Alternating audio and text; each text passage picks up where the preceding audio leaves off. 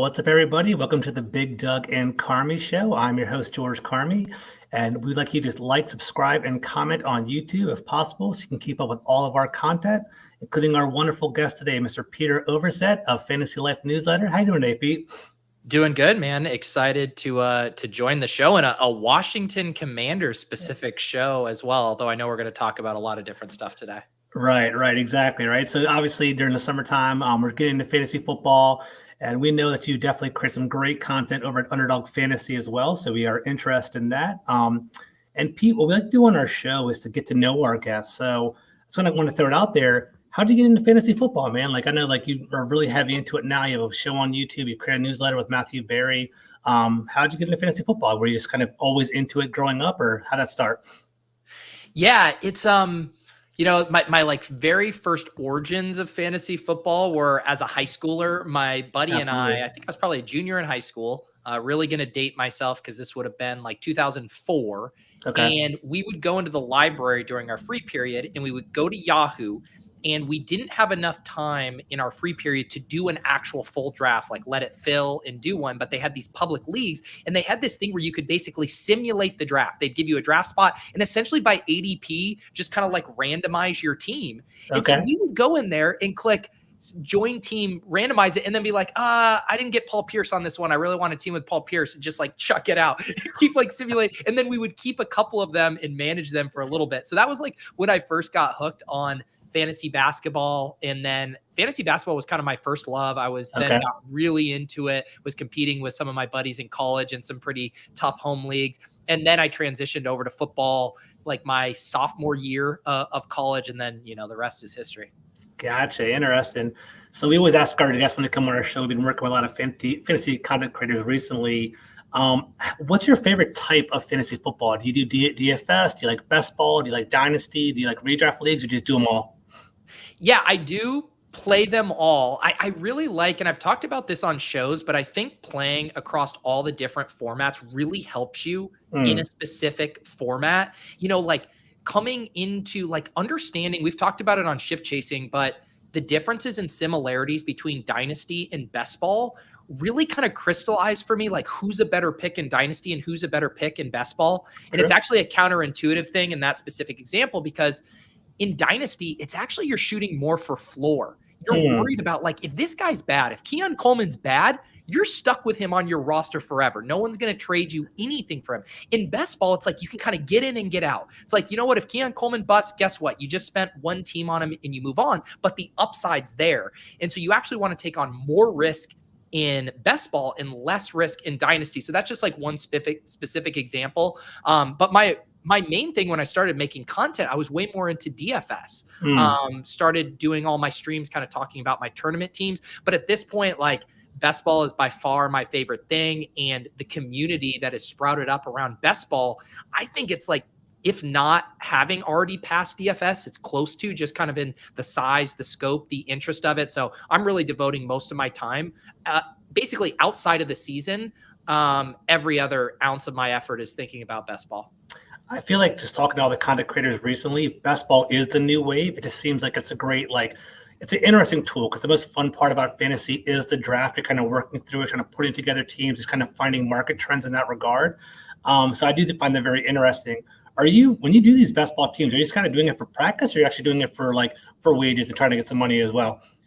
Yeah, no, I think, part of what's so fun and I think makes best ball league so beneficial is, pre-best ball, there's this concept that people wanted to do mock drafts. It was like, how do you prepare for your fantasy draft? It's like, oh, you go to ESPN, you go to Yahoo, you do a mock draft, you get some reps under your belt. The problem is there's no skin in the game. Those drafters aren't, putting any money in. So they'll take Tim Tebow first overall and think it's funny. And then you're like, well, I'm trying to do a real practice run here. So best ball drafts, it kind of solved two things. One created a new format to where you could draft year round and not have to manage them. It's like you get all the fun of the draft, but you don't in season have 69 leagues to manage. And then on top of that, you get really good practice, because once August rolls around and I do have my regular leagues with my buddies, we do some high stakes season long leagues. I feel sharp as a tack heading into those. I'm like, I know where the players go. I know this guy's a value here. I know he's going to slip here. And I just feel like I'm seeing the matrix because I've done 1,000 best ball drafts. So you get to have skin in the game, chase top prizes, but also get really good practice for your home leagues that matter so much to you. Absolutely. So we always ask our guests this question. So it's a safe space. How many leagues are you in right now? So far it's funny because in my like neck of the woods and in my Discord, there are sickos far beyond me who they'll probably hit 1,000+ drafts this year. I now have a kid and I have basically tried to keep my drafting for content purposes. So I draft on stream, I make videos and do that. And so I'm going to be on the lower end. And by lower end, I've done this offseason, I'm probably approaching like 200 drafts. Okay. And that's like on the lower end. Like most people in my Discord have all done more drafts than It's me. funny. I've heard that actually. It's hilarious. It's very impressive there. Yeah. So, obviously you had some great content. You talked about your best ball breakfast. I watched a couple episodes of that. It was fantastic. But what I like about you and what I'm really inspired with you is you have a great fusion of comedy and fantasy football together. And one thing that I saw you implement was a randomizer tool, which I think is hilarious. You actually had Matt Harmon on recently and Brett Coleman on recently. So tell me if I'm wrong. So in June and July, you typically give out the randomizer wheel and you're kind of doing a best ball league with your guests. And just randomly you'll pull a random selection, and it's almost like a challenge, right? They either have to do the challenge live on your show, or they have to pick like a really unappealing pick in that spot, right? That's pretty much what the wheel is.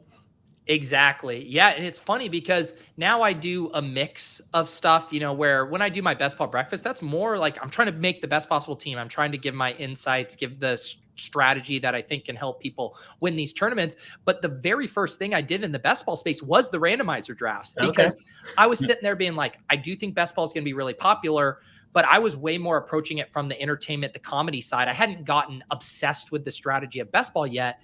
And I think someone had suggested, I have a personal newsletter called the PO Box, and I wrote the origin story of the randomizer, but I think I had thrown out, I'm going to do a best ball draft. Someone give me some fun challenges to make it more interesting. And someone was like, oh, you should put a bunch of things on a wheel, and before each pick, spin it. And I was like, that's a really fun idea. I'm going to take you up on that. And so initially it started as like, you can only take players from teams who have a bird mascot. So it's like Falcons, Eagles, or you can only take a wide receiver who's under 6 feet tall. And that was fun. But then what the randomizer morphed into is my guests end up having the prompts like directly catered to them. So like Matt Harmon tweets about Brussels sprouts and loves like healthy vegetables. And so we had a wheel spin where he had to go eat a handful of vegetables before he could make his next pick. That's hilarious. It went from being like specific gimmicks to just being all about the guest. And then it's this really fun thing because these guests, they have these personal brands and all these things that people know about them. And then we try to make a bunch of fun prompts around their personal brand. I think it's a great way to kind of break the ice with your guests and make them feel pretty comfortable there. Pete, I guess real quick before we get into the serious stuff about the fantasy picks, what was your favorite experience? What was your favorite like randomized wheel you had with the guests you found absolutely hilarious?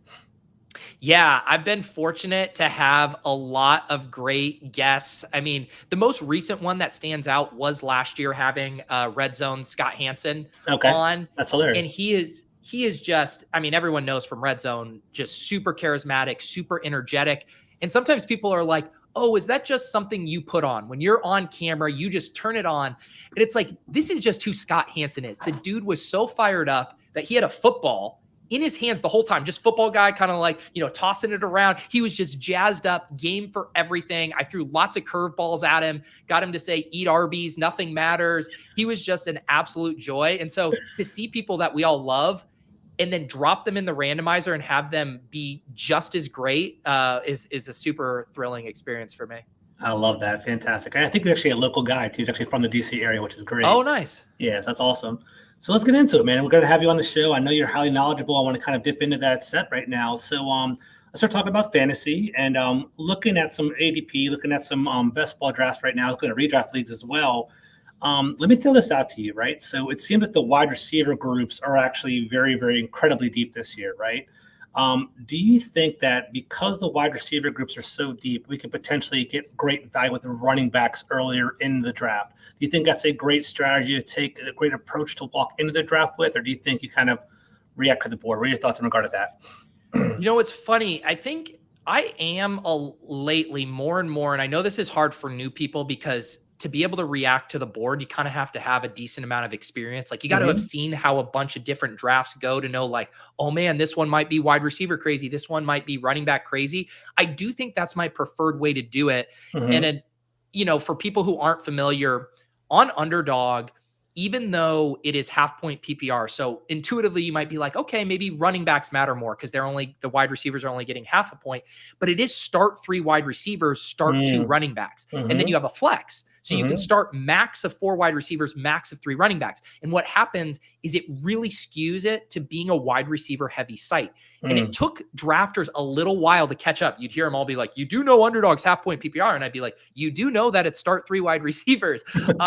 And over the years, it's gotten increasingly more wide receiver heavy. And we are now in an environment where I don't like to put hard and fast rules, but I feel kind of comfortable saying if you don't have 4 wide receivers through 7 rounds, you're probably not going to like your team. Maybe you have some deep sleepers that you really like, but the way Underdog works, you need those 4 guys who have elite ceilings, who can do what Amari Cooper did last year in week 16 and go for 50, who can do what George Pickens and T. Higgins did and go for 35. Like you need that firepower to advance. And we know that the guys who go in the triple digits, those guys just don't have access to that kind of ceiling. They're not the kind of caliber of player who can drop that. So we kind of now have an arms race on Underdog where everyone kind of acknowledges this. And then you're kind of just playing chicken. You're like, can I get a running back here? Can I take Lamar Jackson and a tight end here because they're good values?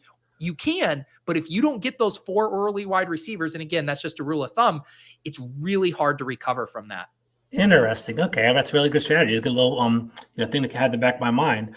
So are there any running backs that you're actually chasing early in the draft? I know Christian McCaffrey's kind of a unicorn. We had, I think, Bob Harris on recently. He was talking about how, I think he broke it down over the past couple of years that Christian McCaffrey scores an average of about 24 points per game, while the second tier is like a 15 point. There's a clear difference, clear separation between average points per games.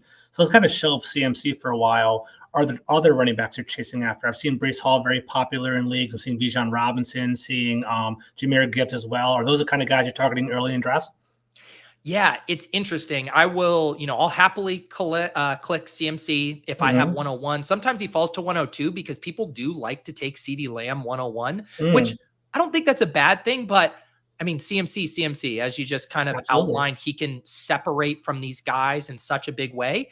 I do find some of the early running backs to be hard clicks, not because I don't like them. Like, I think Derrick Henry's going to have an awesome year. But again, going back to the dynamic I was describing, because everyone goes so wide receiver heavy, there are incredible running back values in round 7, round 8, round 9. You can get guys like David Montgomery, who has just been good consistently. You can get Zach Moss, who's probably the starting running back on the Bengals. You can get James Conner, who's the starting running back on the Cardinals. You can get Ramondre Stevenson, who's the starting running back on the Patriots. You can get Zamir White, who's the starting running back on the Raiders. All of these guys in rounds 8 or round 9. And so if you do the 2v2 where you say, okay, I grabbed Derrick Henry in the 3rd, love Derrick Henry, going to score a bunch of touchdowns, great. And then I'm going to get my wide receiver in round 8. And it's like, all right, you're going to have to reach for Rashid Shaheed. Maybe Tyler Lockett's there.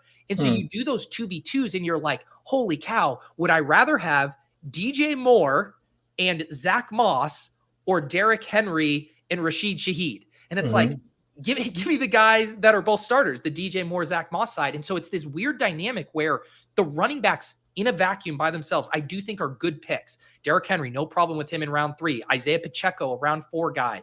James Cook, a round 5 guy. But if you take those guys consistently, you're going to be forced to take wide receivers later, and then all the good ones are off the board. Gotcha. And then, that's a great strategy, by the way. It just seems like, wide receivers have a higher ceiling, right? So you're kind of chasing after the higher points. My question with that, though, is there any real differentiator between the high-end guys? Like Tyreek Hill, CeeDee Lamb, Justin Jefferson. Are you you're just happy to have any one of those guys, or is there one that you particularly are chasing after more than the other? Yeah, this isn't the fun answer because everyone likes to have strong player takes. Like, I'm taking Justin Jefferson over all those guys. For me, I think in tiers. And for me, there's a clear, top 5 wide receivers where it's Tyreek Hill, CeeDee Lamb, Jamar Chase, Justin Jefferson, and Amon-Ra St. Brown. And I want access to all of those guys because I am going to draft. One thing I always tell people, if you're just doing 1 or 2 drafts, go take your favorite guy. If you love Justin Jefferson and you get the 102, who cares? Go take Justin Jefferson. You're only reaching a few spots. But if you're doing hundreds of drafts, I don't want to have, 40% of my teams that have Justin That's true. Jefferson, and then he gets hurt week 1. And it's like, well, I kind of wish I took a little Jamar Chase too. And the way I think about it is like ranges of outcomes. How much more likely is it that Justin Jefferson outscores Jamar Chase? Okay, it's probably pretty close. Even if I have a preference, maybe it's like a 55%, 45. So in that case, I want to split my bets and then build the best possible team around that guy. So I basically let ADP, how it's ranked, determine my first round picks. If I'm at 105 and the best available player is Jamar Chase, I'm going to take him. If I'm at 107 and the best available is Amon-Ra, and I'm not going to reach because I want access to all of those round 1 guys, because I do think there's a clear top 12 set of players, and then it really is up for debate. Once we enter round 2, you can make cases for lots of guys. Yeah, I was going to ask you about that. So obviously, it seems like wide receivers are kind of the way to go, especially early on if you have that, 1 through 5 pick in regard to that. I guess my question is, when do you deviate? Like I know you're talking about you kind of have to react to the board, and it seems like you have a lot of data there. But I'm going to tap into that if you don't mind. Like you've had a lot of data so far. When do you suggest like differentiating second round, third round, looking at tight ends and quarterbacks potentially or something like that? To me, it seems like quarterbacks are really deep this year, especially, if you're in a 12-team league, a single quarterback league, obviously if you're in a super flex, it kind of changes things, but there's plenty of great, armed quarterbacks like Joe Burrow and Patrick Mahomes, but then we have all these running quarterbacks as well with Jaden Daniels and people coming in regard to that. So I guess my question is, when do you deviate? I guess it could be reactionary in your opinion. And then when do you chase after a quarterback? Because they seem pretty deep. Yeah, it's tough. Like I do really like building different types of teams. And, for example, this year, and I just made a video about this on my YouTube channel, The Deposit Kingdom, about how I think the elite tight ends are a really big advantage this year. And the very TLDR version of the argument is, we used to have to pay round 1 and round 2 for the elite tight ends, obviously prime Travis Kelce, but even beyond him, like Darren Waller went in round 2 for a couple of years. George Kittle, Mark Andrews. I mean, Kyle Pitts, his second year got steamed up into round 2. We used to have to pay this premium, and I understand why drafters were doing it. I was doing it myself. It's because these guys who have an elite ceiling can separate from the position. When Kelsey's scoring 25 a game and every other tight end scoring 12, it's a huge advantage. So this year, because the elite tight ends flopped last year, Mark Andrews got hurt. Kelsey didn't come on until closer to the playoffs. Kyle Pitts was a bust.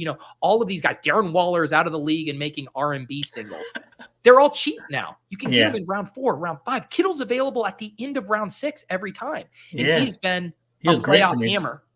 So this is a long way of saying I like having specific macro strategies I want to attack, but then be flexible within it. I don't want George Kittle on every one of my teams, but I want one of these top 7 tight ends on the majority of my teams. So maybe it's a Dalton Kincaid draft. Maybe it's a Trey McBride draft, but I want to leverage the big structural edges and then push those.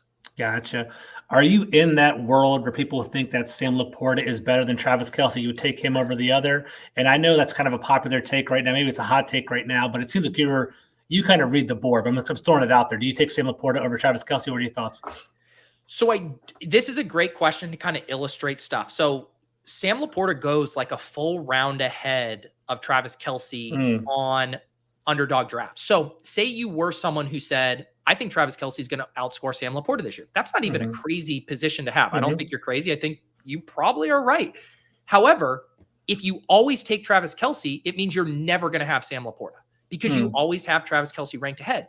So you kind of you have to decide how much conviction do I have in that take to where I'm going to have, say, like 30% Travis Kelce and 0% Laporta, or do you say, I'm going to respect the market.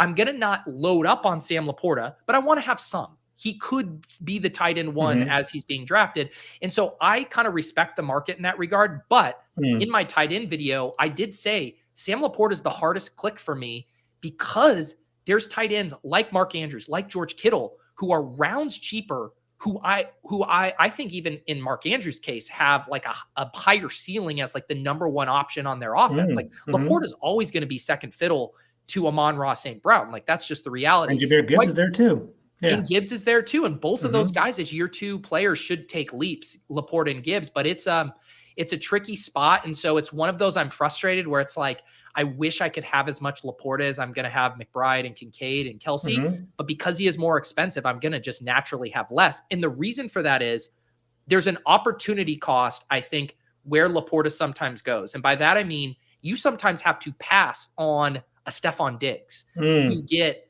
a Laporta. So it's like I do the 2v2 again, and I'm like, the wide receivers going later in round 4. It's like, okay, there's George Pickens, who's fine. There's Amari Cooper. But that's when I want to take the tight end because I think there's a tier break. And so you do those 2v2s. Like you could be like, do you want Sam Laporta and Amari Cooper? Or do you want Stephon Diggs and Trey McBride? And for me, I'm always wanting the McBride Diggs side. Gotcha. That's a great thinking exercise. I like that a lot. Like I try to approach the draft by having like different tiers, kind of breaking it down that way and kind of seeing who I feel comfortable with. But I like that a lot. I'm going to ask you one more question, then I'm going to play a Would You Rather game if you don't mind. All right. So let's do one more question before we do the Would You Rather. So we talked about stacks. I know stacks is popular in fantasy and kind of putting some teams together. I'm kind of curious, and I want to hear your rationale behind this. What are the benefits of stacks, first of all? And then 2, what are some stacks that you're chasing after so far? Yeah. So basically the concept of stacking, most people think of it as a quarterback with their pass catchers, right? So if you have Cooper Kupp, all of a sudden, it makes Matthew Stafford a more desirable target. The thought is it's pretty intuitive, right? If Cooper Kupp's scoring touchdowns, who threw them to him? Matthew Stafford. Absolutely. Their performance is directly correlated.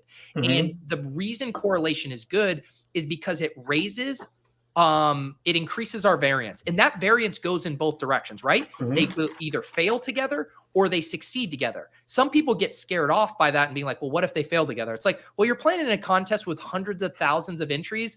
The entry sucks anyway. So you want to correlate those guys. And the thing that always sticks in my head is it means you have to get less things right instead of having to guess that Aaron Rodgers has a game this week and Cooper Kupp. You just have to make one bet. What if Cooper Kupp has a good game? That means Matthew Stafford most likely is as well. I like that. And so that's kind of the basis of stacking.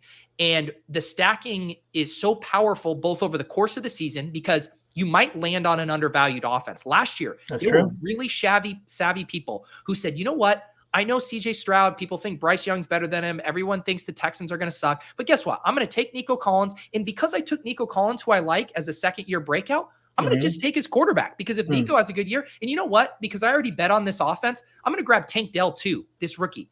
That is the power of correlation in a nutshell because CJ Stroud was better than expectation and that entire offense was just a fantasy gold mine. And you don't get on that pick unless you lean into correlation. Because how else are you going to be like, I know Tank Dell's going to be good, but not Nico. Or it's hard. It's much easier.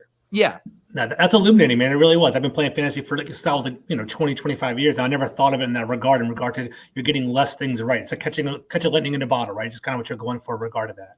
Yeah. And then when you are right, you get more benefits of it. And so there's the Texans are just a great example in general. And that paid off from the season long standpoint. But another way it's really helpful is because the way these playoff formats work on Underdog is they have it segmented into 4 rounds. So the regular season, which is, 14 weeks, that's just round 1. The top 2 teams out of your 12-person draft will advance.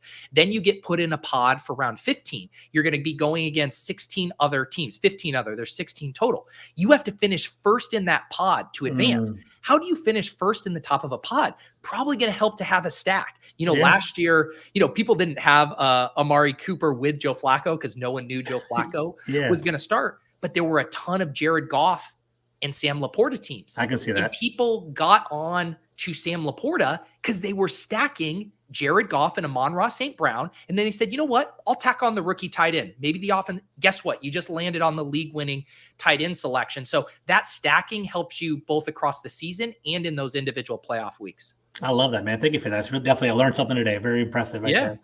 All right, so let's rip a couple off Would You Rathers off tonight. We'll leave in a couple minutes, so let's get this going.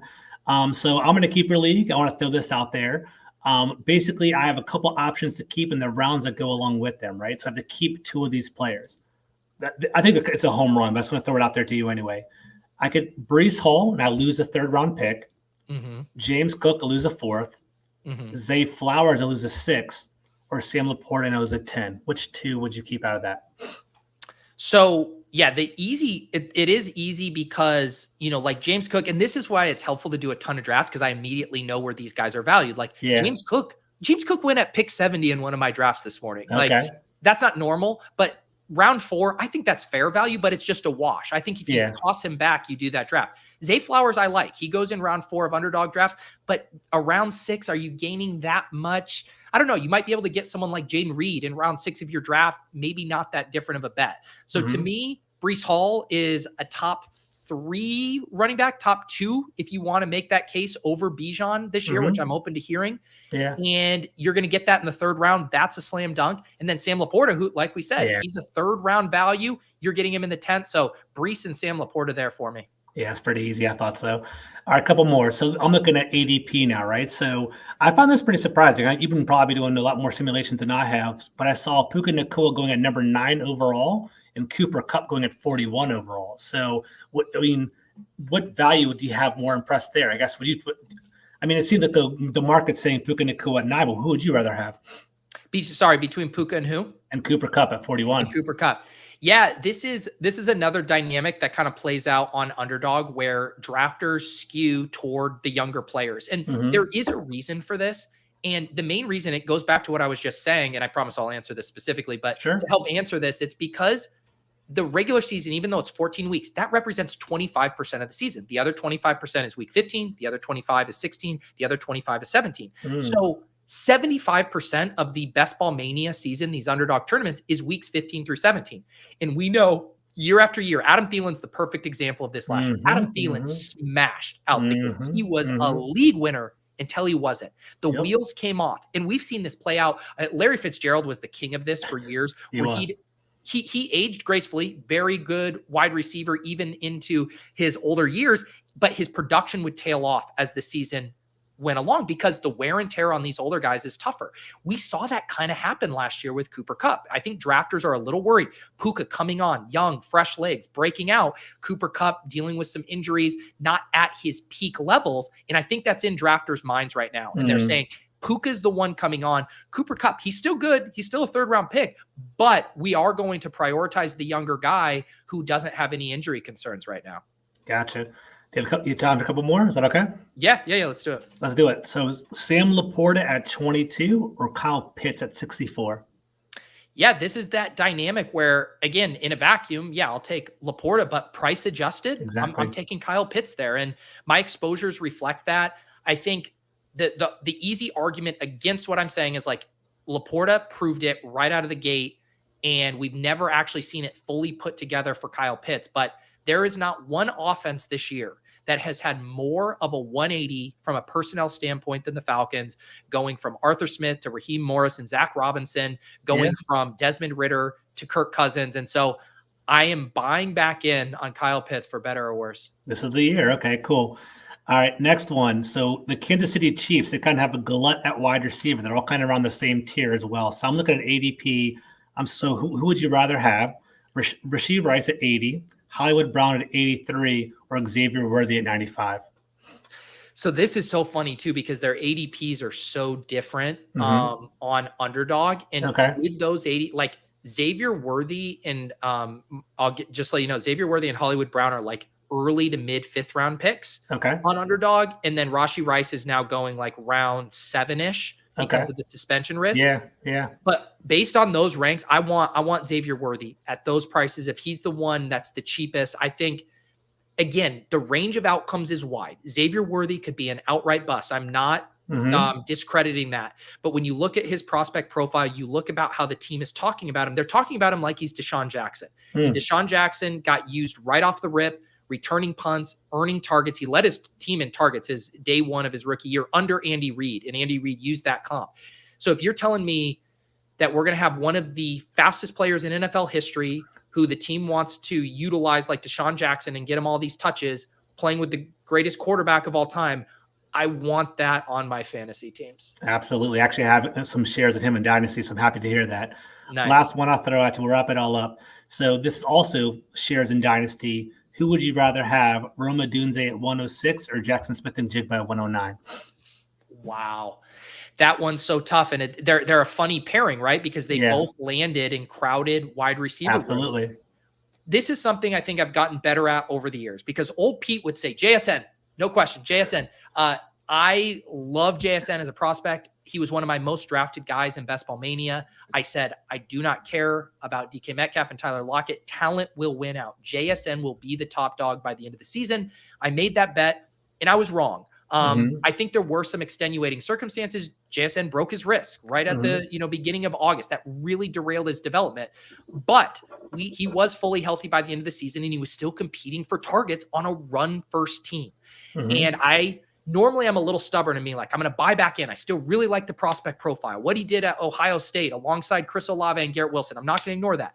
But I want to react to the new information. And the new information the NFL and JSN and the Seahawks have given us is that JSN is probably good, but not great. Where Rome Odunze went in the draft, the NFL and the Bears are telling us we think he's great. And so even if there's similarities, even if you think JSN was a slightly better prospect, the information, the unknown that Rome could actually be great, and I don't necessarily know for a fact that JSN can, makes me want to lean to the unknown and go with Rome there.